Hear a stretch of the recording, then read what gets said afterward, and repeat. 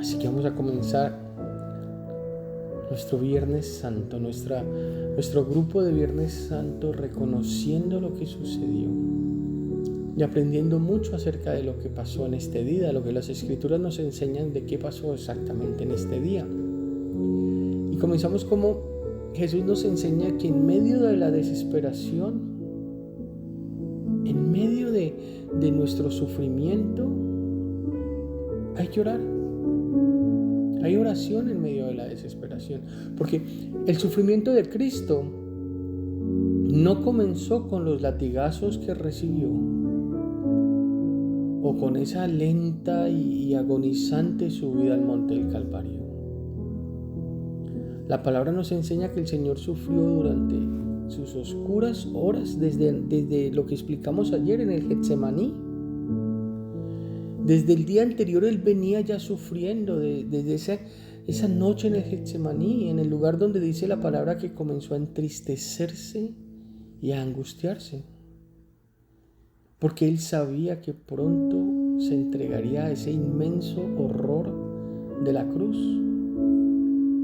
Y Cristo aceptó ese peso asfixiante de todo lo que vendría. Y las palabras que le dijo a Pedro y a Jacobo y a Juan revelan cómo estaba el alma de Jesús en ese momento. En el versículo 38 de Mateo 26 dice: mi alma está muy triste hasta la muerte. Wow, eso nos tiene que dejar como estupefactos. O sea, Cristo, el Hijo de Dios, experimentó la desesperación profunda. Conoció cada temor humano, cada ansiedad. Por eso es que no hay ninguna tentación o ningún temor que Cristo no experimentara. Y en el Evangelio de Juan nos resalta que en el Getsemaní era un huerto. Si vamos a Juan 18, comienza diciéndonos que el Getsemaní era un huerto. Y cuando si empiezas a leer la palabra, en esa narración está llena, como puedes hacerte imágenes de la creación, desde las primeras frases hasta las escenas de la resurrección. Él narra todo perfecto, el Evangelio de Juan. Y Juan, al parecer, quiere que nosotros nos conectemos al Getsemaní, sepamos que es un huerto y lo conectemos con otro huerto, donde una serpiente vino y enredó a Adán y a Eva. Juan quiere estar seguro de que nosotros entendamos que aunque ellos cayeron en la tentación, el Señor no lo iba a hacer. Donde fallaron el primer hombre y la primera mujer, el Hijo del Hombre triunfaría. Y aunque nosotros caemos bajo el peso del temor o de la seducción del pecado, Jesús triunfó. Pero claro, antes de esa victoria hubo una aparente muerte, hubo separación, hubo fracaso. Antes de la resurrección hubo un largo periodo donde parecía que, si tú vas leyendo, parece que la esperanza se fue, ya no había esperanza. Donde uno se preguntaba, bueno, ¿y el amor fracasó? ¿El amor de Dios fracasó? Por eso quiero que vayamos a Mateo 26 y vamos a leer desde el versículo 36. Y dice: luego fue Jesús con sus discípulos a un lugar llamado Getsemaní. Lo leímos ayer, pero para entrar en contexto lo estoy leyendo nuevamente. Y dijo: siéntense aquí mientras voy allá a orar. Se llevó a Pedro y a los dos hijos de Zebedeo y comenzó a sentirse triste y angustiado. Esta es la angustia que me invade, que me siento morir, dijo. Quédense aquí y manténganse despiertos conmigo. Yendo un poco más allá, se postró en la tierra y oró: Padre mío, si es posible, no me hagas beber este trago amargo, pero que no sea lo que yo quiero, sino lo que quieres tú. Luego volvió a donde estaban sus discípulos y los encontró dormidos. Y les dijo, ¿no pudieron mantenerse despiertos conmigo ni una hora? Le dijo a Pedro, permanezcan despiertos y oren para que no caigan en tentación. El espíritu está dispuesto, pero el cuerpo es débil. Y por segunda vez se retiró y oró. Padre mío, si no es posible evitar que yo beba este trago amargo, hágase tu voluntad. Cuando volvió, otra vez los encontró dormidos, porque se les cerraban los ojos de sueño. Así que los dejó y se retiró a orar por tercera vez, diciendo lo mismo. Y volvió de nuevo a los discípulos y dijo, ¿siguen durmiendo y descansando? Miren, se acerca la hora. El Hijo del Hombre va a ser entregado en manos de pecadores. Levántense, vámonos, ahí viene el que me traiciona. Trae a tu imagen como en ese huerto, mientras se acercaban las horas del mal. El mal se estaba acercando, el tiempo de la maldad se estaba acercando. El corazón de Jesús se derramaba. Pero nuestro Señor en su sufrimiento hizo lo que su alma sabía hacer, que era orar. Y Cristo oró diciéndonos, Padre mío, si es posible, pasa de mí esta copa. Jesús no se limitó a practicar su disciplina espiritual o a darnos un ejemplo a imitar. En vez de eso, su alma había quedado ya al desnudo y acudió a lo único que puede estar con nosotros cuando llegamos a situaciones así, cuando vienen tantos problemas tan grandes o tales profundidades. Cristo acudió al Padre Celestial. Él nos sermoneó, ahí no hubo tiempo de parábolas.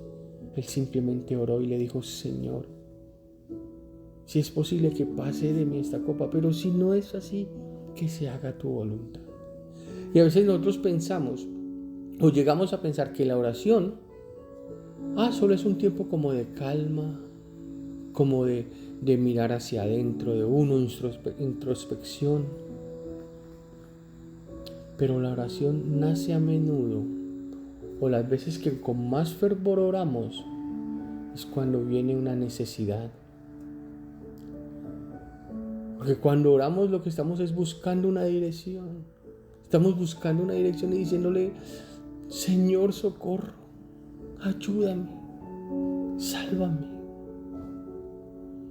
Hoy es un día para quitarnos, despojarnos de todo lo que queremos, de todo lo que es el yo, de todo lo que estamos colocando primero que a Dios. Y vivir como el Señor desea que vivamos, agradecidos. Tenemos el privilegio de entenderlo como nunca pudieron hacerlo los que andaban con Él a su lado, porque ya nosotros vimos el final. Así que nuestra respuesta no puede ser otra que postrarnos sobre nuestros rostros en profunda gratitud. Y así como comenzamos esta noche diciéndole, gracias Padre, gracias, gloria a ti Señor. Así comenzamos la noche, recordando que el Señor ha sacrificado a su Hijo por nosotros. Y vamos a entrar a ver la reacción de Jesús en estos momentos de desesperación. Hay 7 frases o 7 palabras que están datadas en la Biblia. Son 7 palabras de Jesús en la cruz. Y Él comienza con una palabra de gracia. Porque en la palabra en la Biblia encontramos que al profeta Isaías, a Isaías se le había permitido mirar o saber o conocer hasta 7 siglos adelante en el futuro. Y eso es lo que escribió, y él escribía imágenes metafóricas de lo que era la salvación, de lo que se desarrollaba entre él. Isaías tenía el poder, Dios le había dado el poder de ver hasta 7 siglos, 700 años adelante, y él vio la salvación, y lo que escribía él lo escribió, y él decía en la palabra, en Isaías dice que ahí él vio un gran siervo sufriente del Señor, representado como una oveja indefensa a punto de ser sacrificada. Si vamos a la palabra, vemos que Jesús tuvo muy poco que decir a los 3 juicios o las 3 audiencias judiciales que le hicieron. Inmediatamente lo condenaron. Los guardias y los soldados abusaron de él, lo golpearon, se burlaron, le clavaron una corona de espinas en la cabeza, lo azotaron. Trae a tu mente esas imágenes de probablemente la película que te has visto de la pasión de Cristo. Esas imágenes de cómo lo golpeaban, cómo lo azotaban, lo maltrataban, lo escupían, lo humillaban. Y Jesús lo soportó mansamente como una oveja. Incluso en esa brutal crucifixión, Él no arrancó a maldiciones, a decir palabras o amenazas salieron de sus labios. No salió odio. Pero los 4 evangelios registran que habló 7 veces en esas 6 horas que duró en la cruz. Él habló 7 veces. 7 veces abrió su boca. Y la primera declaración fue una palabra de gracia. En Lucas 23, en el versículo 33 está registrado. Y dice: y cuando llegaron a un lugar llamado de la Calavera, le crucificaron allí y a los malhechores, uno a la derecha y otro a la izquierda. Y Jesús decía: Padre, perdónalos porque no saben lo que hacen. Y aún así repartieron entre ellos sus vestidos, echando suertes. En pocas palabras, Jesús resumió todo el propósito de su misión en la tierra en ese versículo. Jesús vino a traer el perdón de los pecadores a las personas que estaban perdidas y desorientadas. La cruz de Cristo no hizo que fallara su obra de salvación, no truncó su obra salvadora.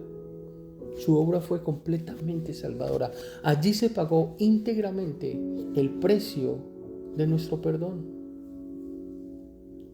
Y la palabra que tiene el Señor para ti hoy es que en esa misma cruz tú vas a encontrar el perdón que necesitas para una vida feliz, para una muerte pacífica y para una resurrección jubilosa.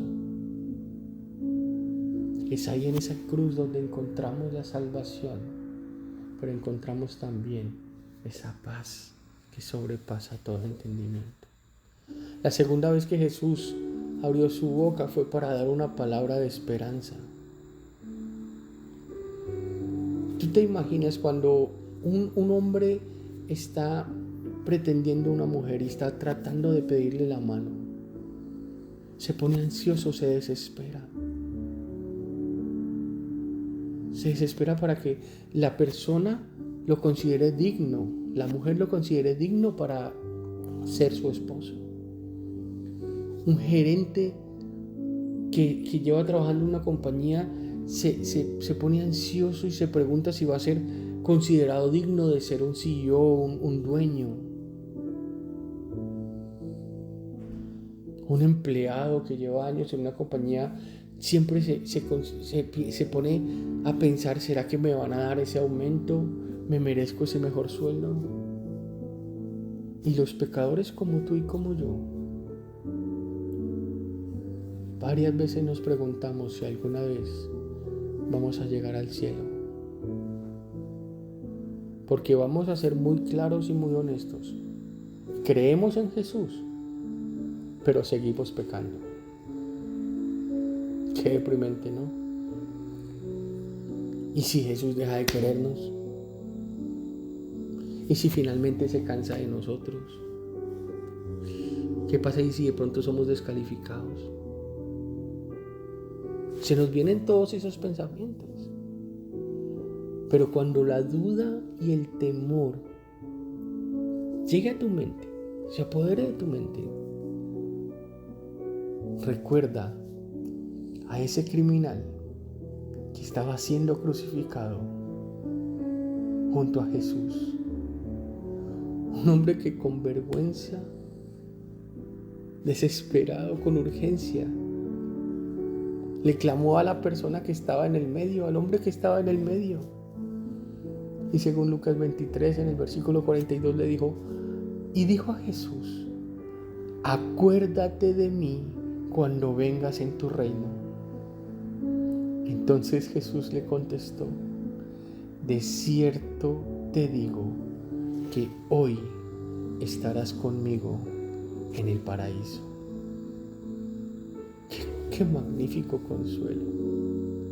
Qué increíble exhibición de lo que es el Evangelio. Es una esperanza para todos. Porque este era un hombre que no había hecho nada para ganarse el favor de Dios. Todo lo que tenía era su dolor y su confianza en que Jesús había venido a traerle el rescate que necesitaba.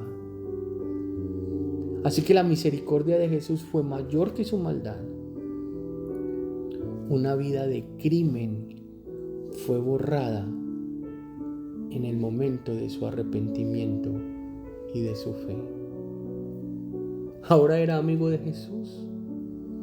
Ese mismo día los ángeles iban a venir a llevar su alma al paraíso. Cuando el Satanás venga a meterte duda, a llenar de temor tu mente, acuérdate de ese hombre que estaba crucificado al lado de Jesús. Lo único que necesitó fue creer en Él. La tercera palabra que habló Jesús fue una palabra de compasión. Te voy a hacer un ejemplo. Tú vas en tu cuarto y te pegas con la pata de la cama en el dedo chiquito del pie. ¿Qué es lo primero que se te viene? Pegar un grito. Y no pasa que de pronto tu esposa o alguien te pregunta, ¿ay, te dolió? ¿Estás bien? A usted da ganas de contestar 3 piedras. Por supuesto que no estoy bien, eso duele mucho. Imagínate la agonía que estaba pasando Jesús. Mientras él estaba en su agonía de muerte, Jesús estaba pensando en su madre. Jesús venía de que lo apalearan, lo azotaran, lo clavaron. Y él ahí arriba, la tercera palabra que pronunció fue que estaba preocupado y estaba pensando en su mamá. Lo que la palabra no nos dice es dónde estaba su padrastro, dónde estaba José. Puede que ya estaba muerto. Ni dónde estaban los otros hijos de María, porque de pronto no eran creyentes en ese momento. Pero María sí estaba ahí. Como había sido profetizado 33 años antes. La palabra decía que una espada le atravesaba el alma. Jesús se preocupaba profundamente por ella. Y antes de morir, él quería hacer unos arreglos. Es como cuando aquí hacemos el seguro de vida. En Juan 19, en el versículo 25, dice, estaban junto a la cruz de Jesús, su madre, la hermana de su madre, María, la mujer de Cleofas, y María Magdalena. Cuando vio Jesús a su madre y al discípulo a quien él amaba, era Juan, que estaba presente, le dijo a su madre: Madre, he aquí a tu hijo. Y después le dijo al discípulo: He ahí a tu madre. Y desde aquella hora el discípulo la recibió en su casa. En un momento de dolor, de sufrimiento, estaba pensando por el bienestar de su mamá. Y Juan, que la palabra lo describe como el discípulo a quien Jesús amaba, él fue el único que regresó para presenciar la crucifixión.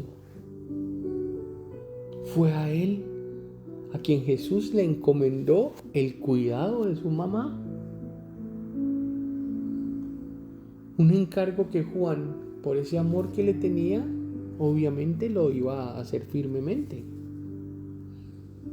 Porque era un momento donde allá no hay pensiones, no hay EPS, no hay seguro. Juan sería la fuente de apoyo de la mamá de Jesús. Así que Jesús sirvió hasta el final. Nuestro Jesús, nuestro Salvador, estaba pensando en las necesidades de los demás. La siguiente palabra que pronunció Jesús fue una palabra de soledad. Ya se estaba acercando la hora. Esa cuarta palabra él reveló que cómo de solo se sentía y estaba Jesús mientras estaba teniendo una lucha a muerte con Satanás. Esta batalla con Satanás no fue una batalla de a cuchillo, de espadas, de lanzas, de sables de luz o de relámpagos, de energía, no. Ese campo de batalla estaba en la mente de Jesucristo, donde luchó no tenía quien lo apoyara, él estaba luchando solo. Y acordémonos que físicamente estaba acabado, estaba exhausto con tantas tentaciones de Satanás. Ponte a pensar, le pasa todo esto, lo suben a la cruz, abre los ojos y solo ve a su mamá y a uno de los discípulos. ¿Cómo le estaba tentando Satanás? Lo abandonaron sus discípulos, excepto uno, se le fueron todos. Condenado por todos los líderes religiosos de su propio pueblo, condenado por el gobierno romano, que supuestamente era el que impartía justicia. Así que Satanás, todo lo que él quería hacer era hacer que Jesús pecara una vez, solo una vez, ya sea ira, odio, envidia, una vez.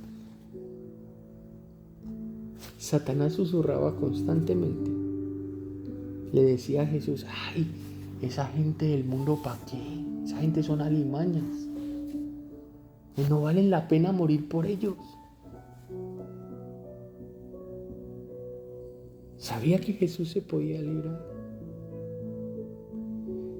Que había formas más fáciles de hacer eso, que no se preocupara por esa humanidad. Satanás estaba esperando solo un pequeño acto de rebelión de Jesús contra su Padre. Y ahora viene, en ese momento, Jesús siente que su Padre lo había abandonado. Dice Mateo 27 en el versículo 45. Y desde la hora sexta hubo tinieblas sobre toda la tierra hasta la hora novena. O sea, son 3 horas de tinieblas. Cerca de la hora novena, Jesús clamó a gran voz, diciendo: Elí, Elí, lama sabachthani.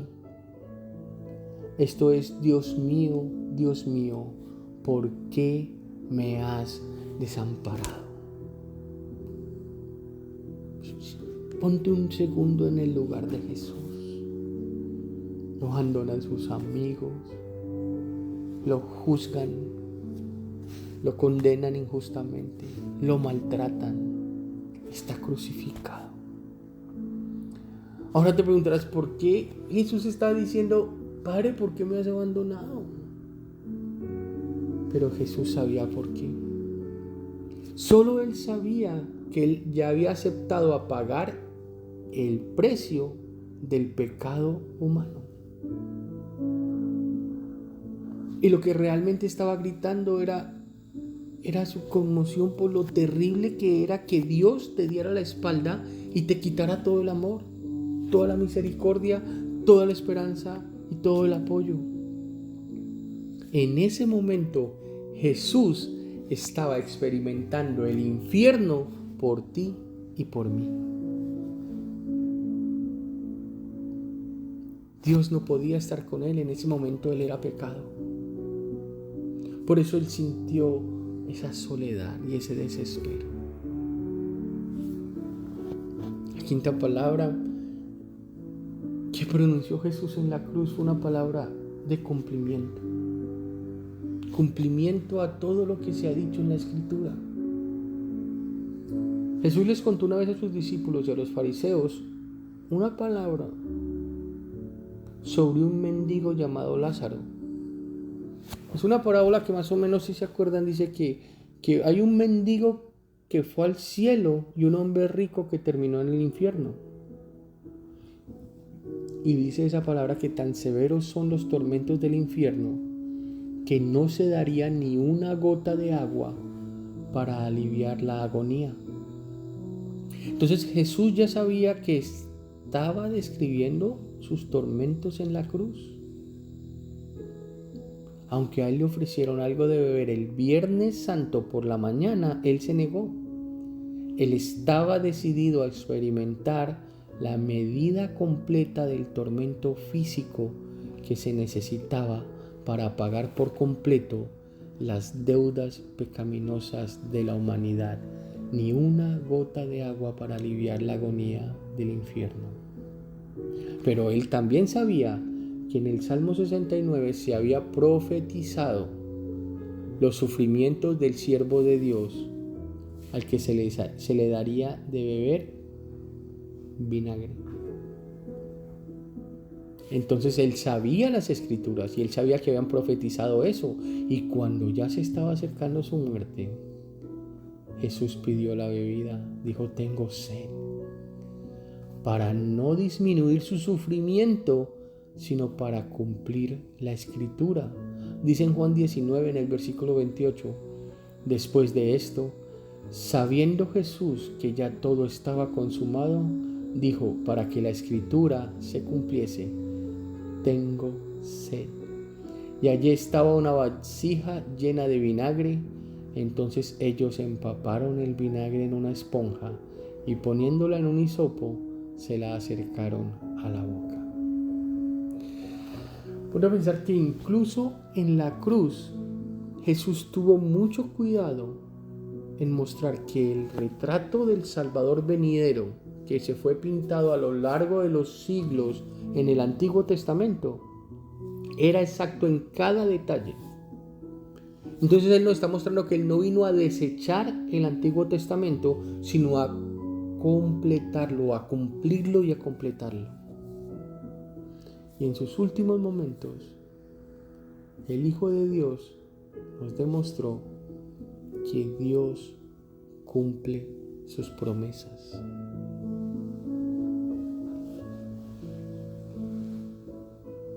La siguiente palabra que pronunció fue una palabra de victoria.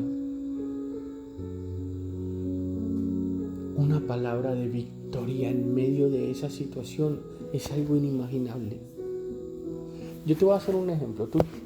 ¿Tú te has dado cuenta que parece que el tiempo pasa más lento cuando tú estás enfermo o cuando te sientes mal? Acuéstate a dormir enfermo y la noche se te hace eterna. No duermes. Cuando estás de pronto viviendo un momento de gran estrés, estresado por algo, y tú dices, bueno, ya pasó una hora, y volteas a mirar y han pasado 5 minutos. Ahora, ¿te imaginas lo largas que fueron esas 6 horas de Jesús en la cruz? Cada minuto, cada hora era como un día. Peor aún, que el tormento físico era lo tenso de la situación, porque él sabía que tenía que obedecer, o sea, su obediencia al Padre tenía que ser perfecta.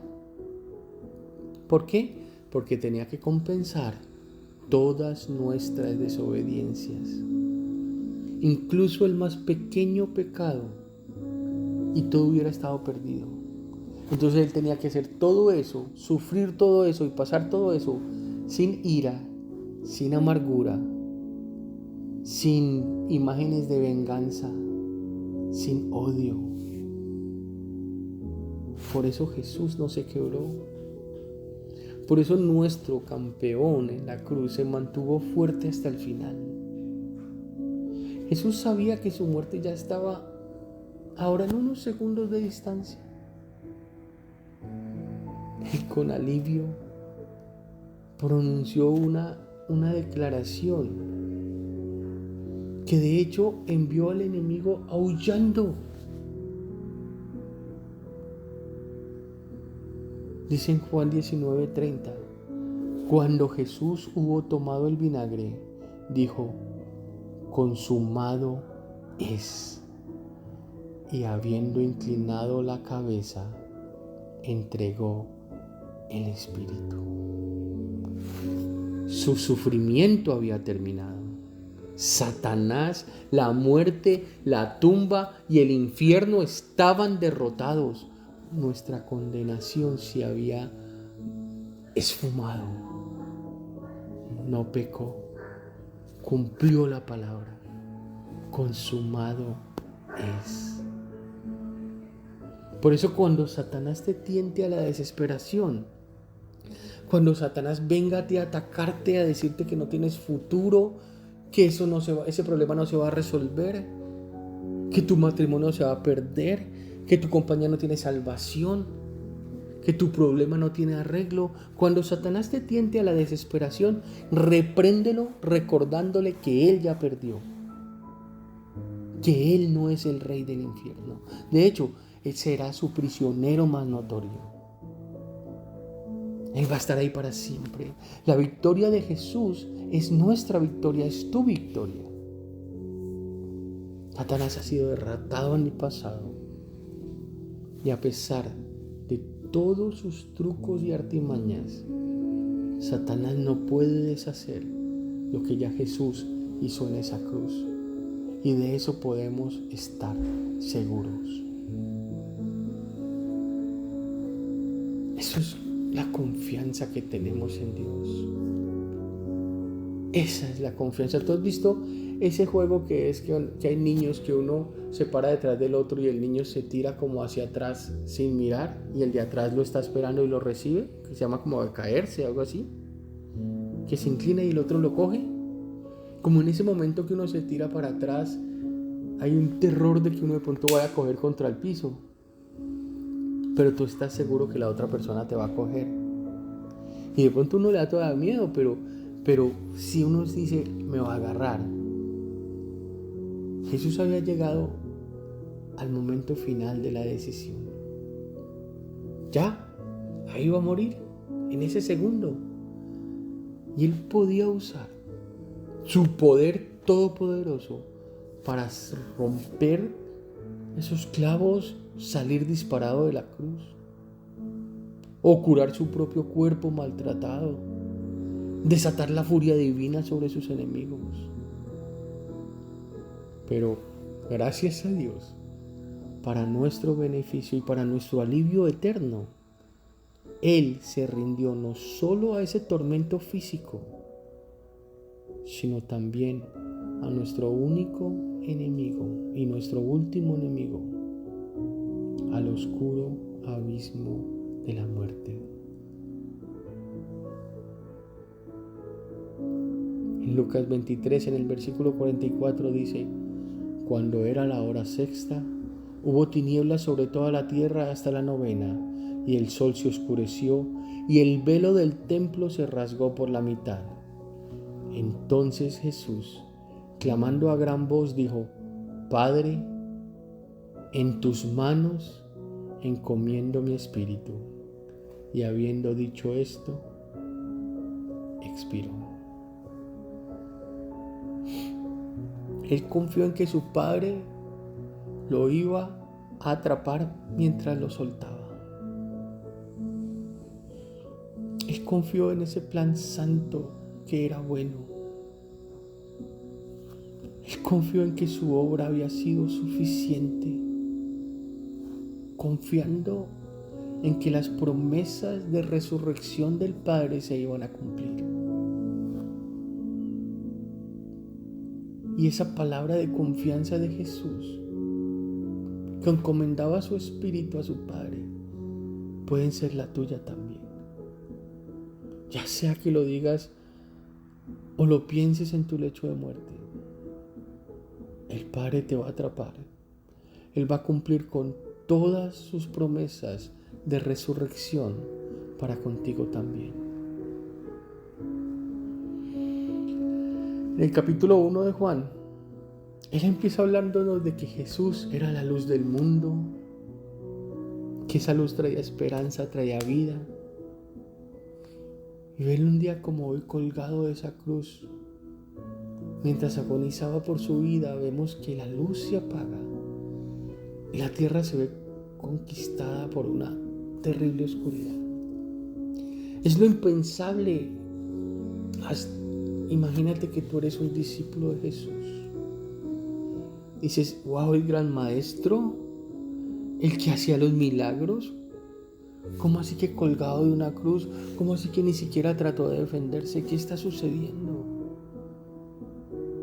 Imagínatelos a sus discípulos, a su madre, todos los que sabían que él tenía un poder infinito. Imagínate eso. ¿Por qué no se defendía?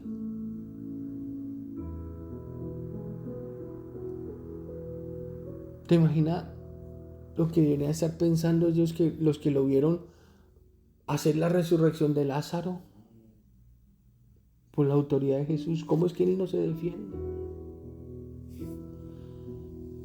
Quiero ir nuevamente a Mateo 25, a 27.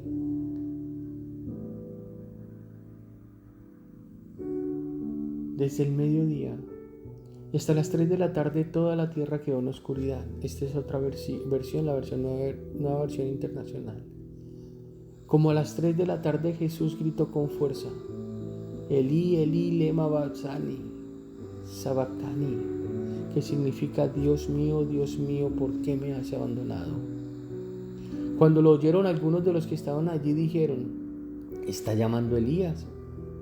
Al instante uno de ellos corrió en busca de una esponja, la empapó en vinagre y la puso en vara y le ofreció a Jesús para que bebiera. Y los demás decían: déjalo, a ver si viene Elías a salvarlo. Entonces Jesús volvió a gritar con fuerza y entregó su espíritu. En ese momento, la cortina del santuario del templo se rasgó en dos de arriba abajo, la tierra tembló y se partieron las rocas. ¿Sabes qué pasa? Satanás tiene un plan, pero el cielo tenía un plan diferente. Dios mismo estaba dispuesto a alterar su esencia para salvarnos. Y cada vez que yo veo este versículo, el 46, a mí se me pone la piel de gallina. Porque Dios, que es inseparable en esencia con Jesús, se rompe para darnos la bienvenida a nosotros. En medio de una sociedad que no hace sino cerrar puertas, cerrar fronteras, cerrar corazones, Jesús revoluciona el mundo y dice: quien quiera puede venir, mis brazos están abiertos. Jesús fue rechazado para que nosotros fuéramos aceptados. Y no solo con esa frase vemos que Dios nos aceptó, sino que con esa ruptura de la cortina del templo ya no hacían falta separaciones o intermediarios entre Dios y el hombre. Ya teníamos a Jesús. Así que sea lo que sea que tú creas que te está separando del amor de Dios, recuerda el día de hoy y lo que significa. Porque por su muerte nosotros tenemos vida, nosotros tenemos aceptación, nosotros tenemos perdón y somos salvos. Así que ya nada nos puede separar. Gracias, Jesús, desde lo más profundo de nuestro corazón. Gracias, Jesús.